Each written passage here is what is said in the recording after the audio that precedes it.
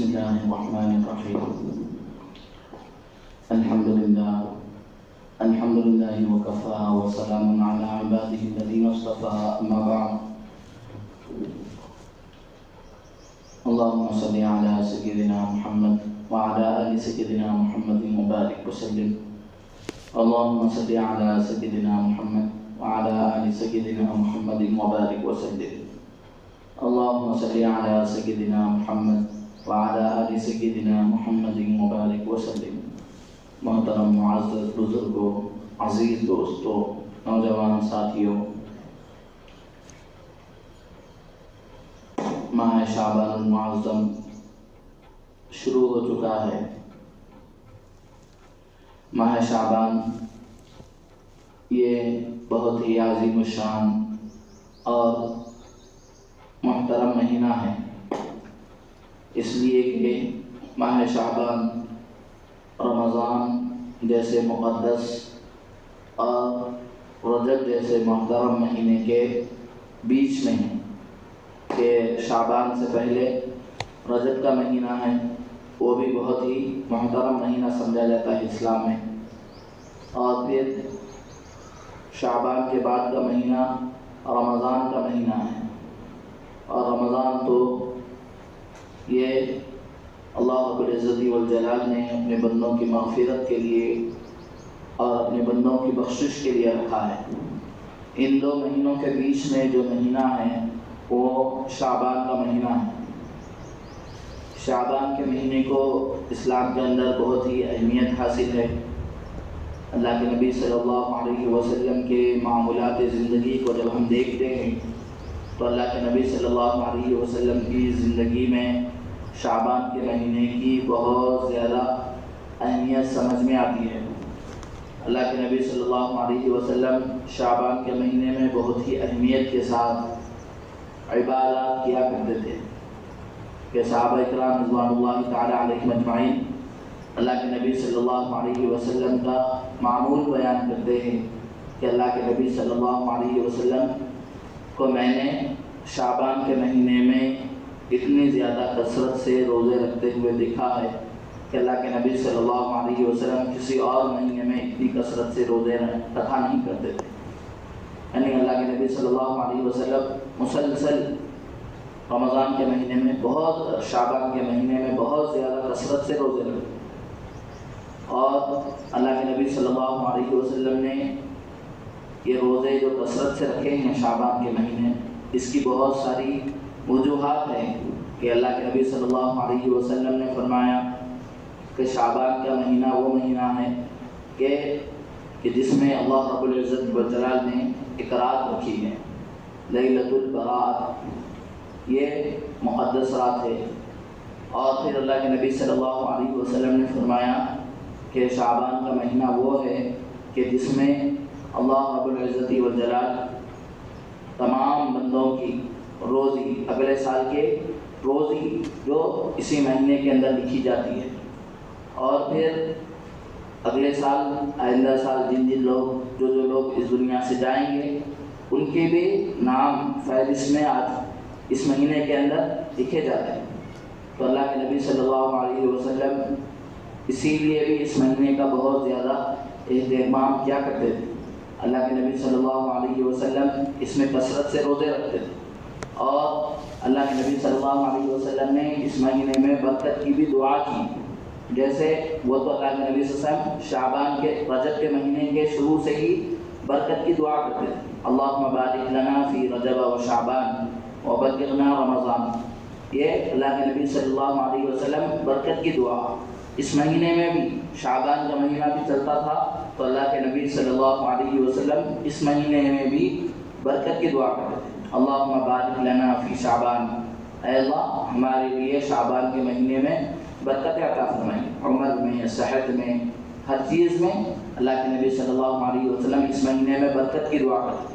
اور پھر ساتھ ہی ساتھ رمضان تک پہنچنے کی دعا کرتے تھے، اے اللہ ہمیں رمضان تک پہنچا دیجیے۔ اسی لیے بھی یہ مہینہ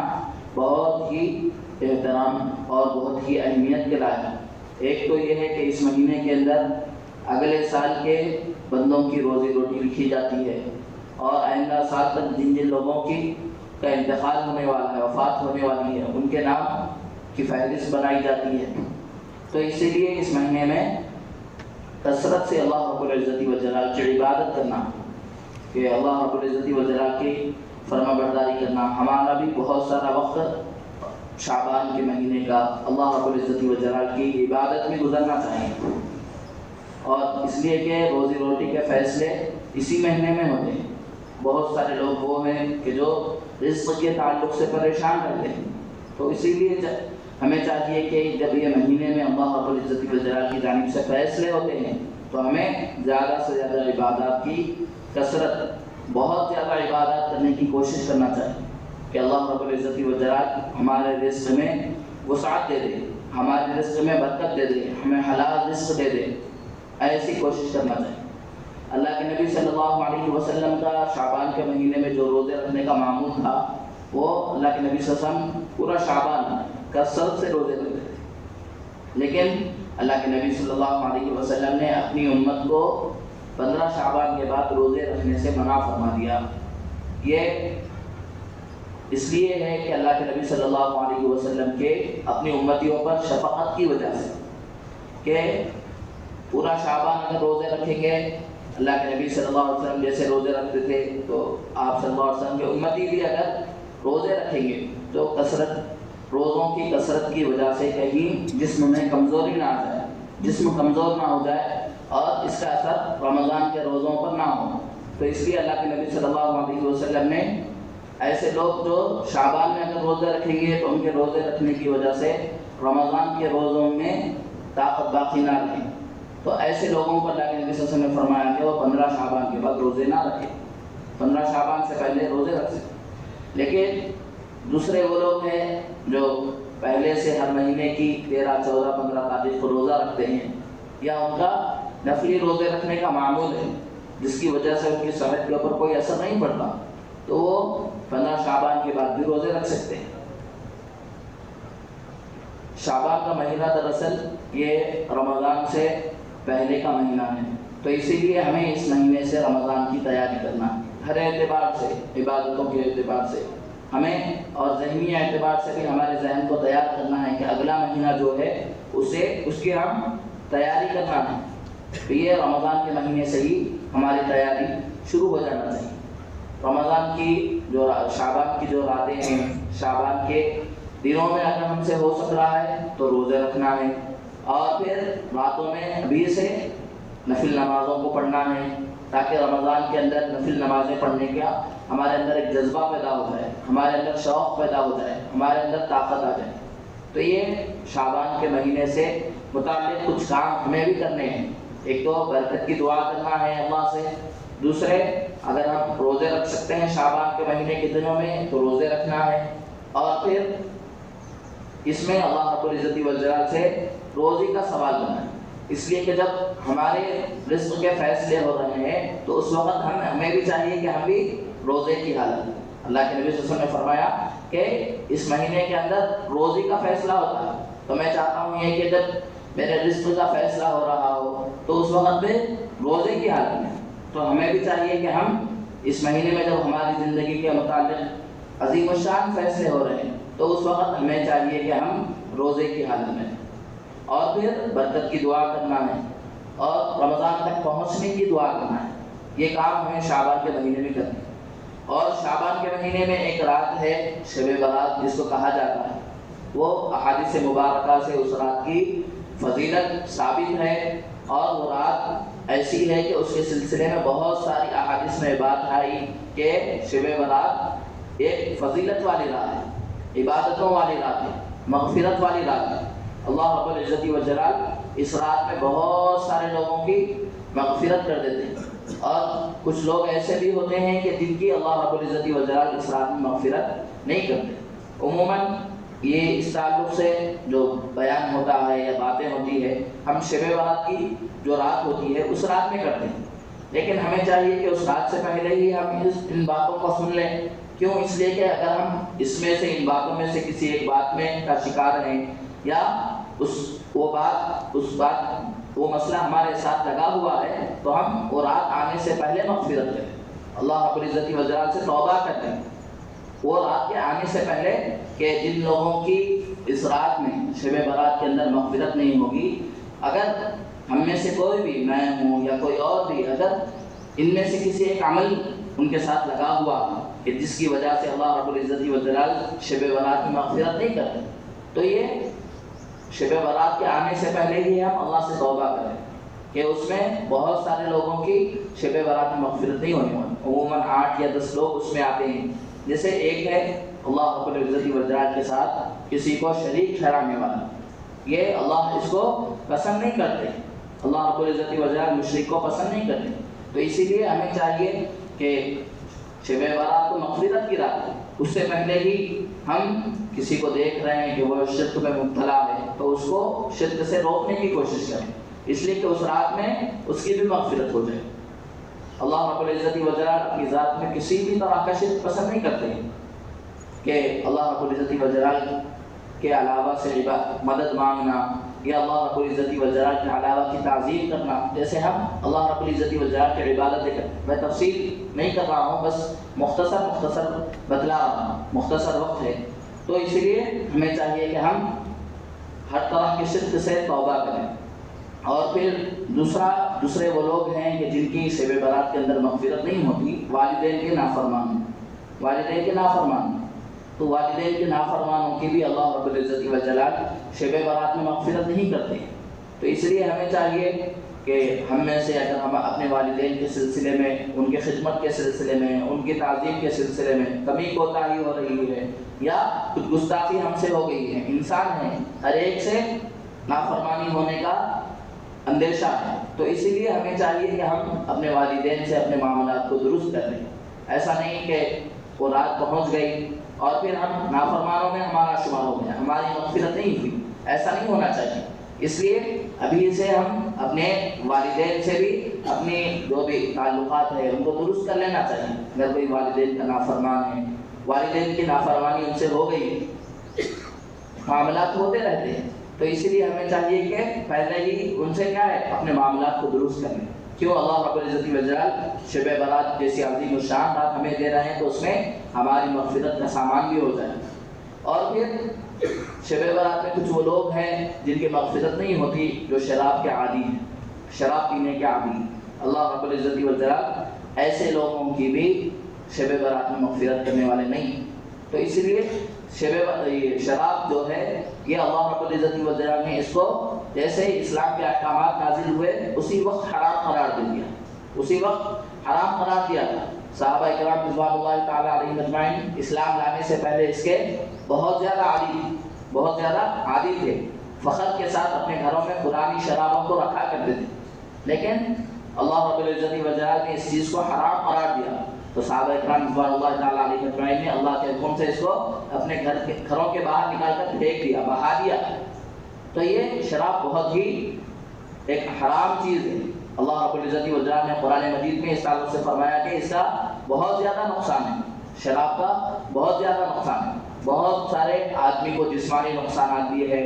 آدمی کو اس کا مال ضائع ہوتا ہے شراب پینے کی وجہ سے، اس کی صحت اور جسم کے بڑے بڑے اعضاء جو ہوتے ہیں وہ خراب ہو جاتے ہیں، بہت سارے لوگ شراب پینے کی وجہ سے کینسر کے شکار ہو رہے ہیں، یہ تو ایک دنیاوی نقصانات ہے، آدمی کو بظاہر نظر آ رہے ہیں، لیکن شراب پینے کی وجہ سے اخروی نقصانات بھی بہت زیادہ ہیں، کہ اللہ رب العزت والجلال ایک حدیث میں آتا ہے کہ 3 مرتبہ تک اگر شرابی توبہ کرے تو اللہ اس کی توبہ کو قبول کرتے، اس کے بعد اس کی توبہ قبول نہیں کرتے، ایسے بھی احادیث میں آیا ہے، تو اور پھر اللہ رب العزت والجلال اللہ کے نبی صلی اللہ علیہ وسلم نے یہاں تک احادیث میں بتلایا کہ جو آدمی دنیا کی شراب کو پیتا ہے تو اللہ رب العزت والجلال قیامت کے دن جنت کے اندر جو ایمان والوں کو شراب پیش کی جائے گی وہ شراب سے محروم رہے گا، تو وہاں کے مزے الگ ہے، وہاں کی شراب کے مزے الگ ہے، کہ دنیا کی شراب ایسی ہے کہ جس کو پینے کی وجہ سے آدمی کی عقل کام کرنا چھوڑ دیتی ہے، وہ اپنے بڑے اور چھوٹوں کے درمیان فرق کرنا چھوڑ دیتا ہے کہ یہ میرے باپ ہے یا بھائی ہے، ان کے کیا ہے، اس کی عقل کام کرنا چھوڑ دیتی، وہ نشے کے اندر گالیاں دینا شروع کر دیتا ہے، برا بھلا کہنا شروع کر دیتا ہے، مار پیٹ شروع کر دیتا ہے، تو آدمی کی جو عقل ہے وہ عقل جیسے کام کرنا چاہیے تھا وہ کام کرنا چھوڑ دیتی ہے، تو لہٰذا یہ دنیاوی اخروی نقصانات تو ہمارے سامنے بہت زیادہ ہیں اس کے، لیکن سب سے پہلا حکم ہمارے پاس اللہ رب العزت والجلال کا ہے کہ اللہ نے ہمارے لیے شراب کو حرام قرار دے دیا، تو لہذا ہمیں اس کو ہاتھ نہیں لگانا ہے، تو اللہ رب العزت والجلال نے اس کو حرام قرار دیا۔ ایسے ہی شب برات میں کچھ لوگ وہ ہیں جن کی مغفرت نہیں ہوتی کہ جن کے پائجامے، جن کا پینٹ، جن کا شلوار ٹخنوں کے نیچے لٹکا ہوا ہوتا ہے، تو اللہ رب العزت والجلال ایسے لوگوں کی بھی شب برات کے اندر مغفرت نہیں فرماتی۔ تو اس لیے ہمیں چاہیے کہ یہ ایک تو معمولی چیز نظر آتی ہے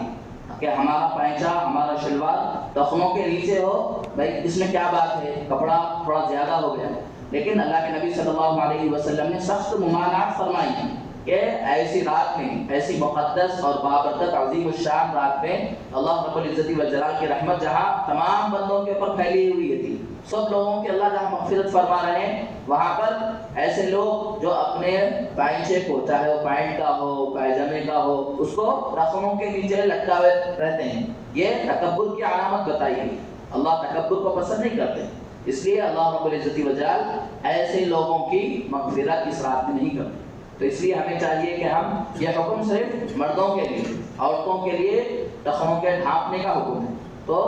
اور لیکن آج معاشرہ کس طرف جا رہا ہے، آج ہم دیکھ رہے ہیں معاشرے کو۔ اللہ کے نبی صلی اللہ علیہ وسلم نے فرمایا کہ مردوں کو ٹخنوں کو دکھانے کا حکم دیا گیا، لیکن آج معاشرہ کس طرف جا رہا ہے، بے حیائی کی کس طرف جا رہا ہے کہ عورتیں اپنے ٹخنے دکھانے کو فخر محسوس کریں اور مرد اپنے ٹخنے چھپا رہے ہیں، لیکن اسلام کا جو حکم ہے اس کے برخلاف ہے۔ آدمیوں کو اپنے ٹخنے دکھانا چاہیے، یہ حکم ہے، ورنہ ان کے لیے سخت عذاب کی بڑی ہے، اور عورتوں کو اپنے ٹخنوں کو چھپانا، یہ اسلام کا حکم ان کے لیے۔ اور اللہ رب العزت والجلال شب برات کے اندر جن لوگوں کی مغفرت نہیں کرتے، ان میں قطع تعلق کرنے والے ہیں، جو رشتہ داریوں کو توڑے ہوئے بیٹھے ہوئے ہیں، کہ کسی سے بھی، والدین سے، بھائی بہنوں سے، یا کسی بھی رشتہ دار سے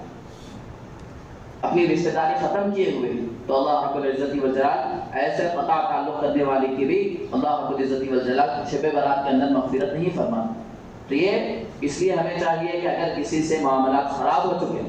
تو آدمی کو اسے اپنے معاملات کو درست کر لینا چاہیے۔ یہ دنیا عارضی ہے،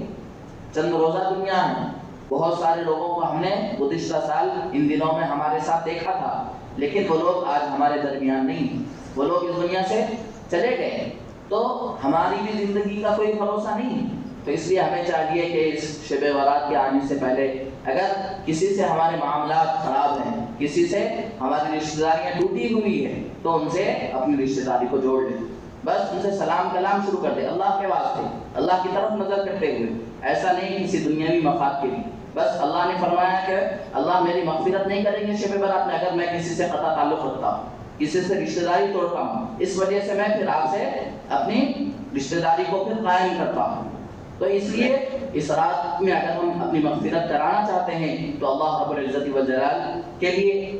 جن سے رشتہ داری ٹوٹی ہوئی ہے ان سے رشتہ داری کو جوڑ لیں۔ تو یہ چند لوگ ہیں کہ جن کی اللہ رب العزت والجلال شب برات میں مغفرت نہیں کرتے ہیں۔ تو اس لیے ہمیں چاہیے کہ ہم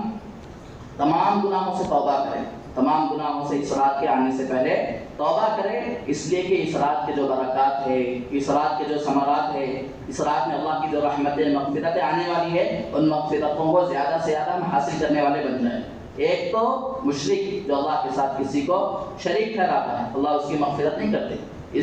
اور دوسرے وہ لوگ ہیں جو والدین کے نافرمان ہیں، ان کی بھی اللہ مغفرت نہیں کرتے۔ تیسرے اپنے پائجامے کو ٹخنوں کے نیچے رکھنے والے، اللہ ان کی بھی مغفرت نہیں کرتے۔ چوتھے شراب پینے والے، اللہ رب العزت کی وجہ ان کی بھی مغفرت نہیں کرتے۔ اور پھر قطع تعلق کرنے والے، ان کی بھی اللہ مغفرت نہیں کرتے۔ ایسے بہت سارے لوگ ہیں، لیکن یہ چند لوگ ایسے ہیں کہ جن کی اللہ رب العزت کی وجہ اس رات میں مغفرت نہیں کرتے۔ تو ہمیں چاہیے کہ ہم جو بھی گناہ ہم سے سرزد ہوا ہے اس رات کے آنے سے پہلے، رمضان کے مہینے سے آنے سے پہلے، تمام گناہوں سے توبہ کریں کہ اللہ کی جو مغفرت اور رحمت کے جو سیلاب اور جو ہمارے پاس بارش ہونے والی ہے اس سے زیادہ ہم فائدہ حاصل کرنے والے بن جائیں۔ اللہ رب العزت وجلال سے دعا ہے کہ جو باتیں کہی گئی اللہ کہنے والے کو، سننے والوں کو اس پر عمل کرنے کی توفیق عطا فرمائے۔ وآخر دعوانا الحمد للہ رب العالمین۔ جو حضرات سنت ادا نہیں کی ہیں سنت ادا کریں۔